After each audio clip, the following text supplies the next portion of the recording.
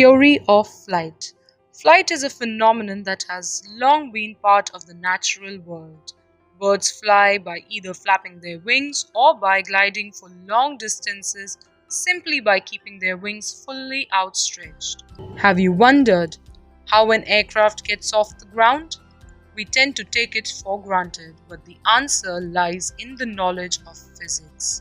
Aircrafts rely on the same principles as birds to overcome the force of gravity and achieve flight.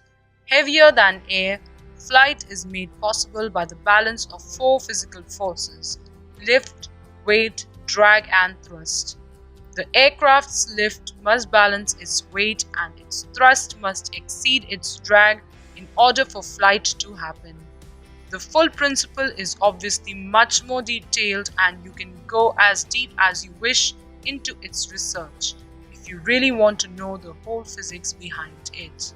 For now, however, we will focus on the effects flight has on the human body and give you some insights into what you can do to minimize the stress and effects during, before, and after flight.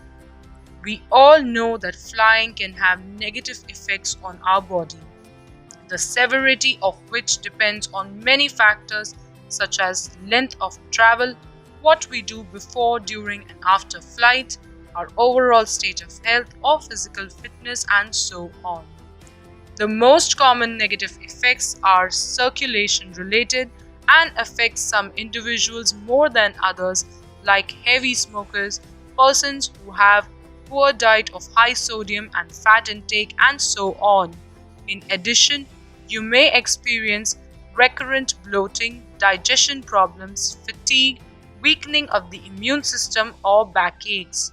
We can't emphasize enough the importance of staying fit through physical exercise and integrating healthy eating habits into your lifestyle to help you keep the impact flying has on your body to an absolute minimum.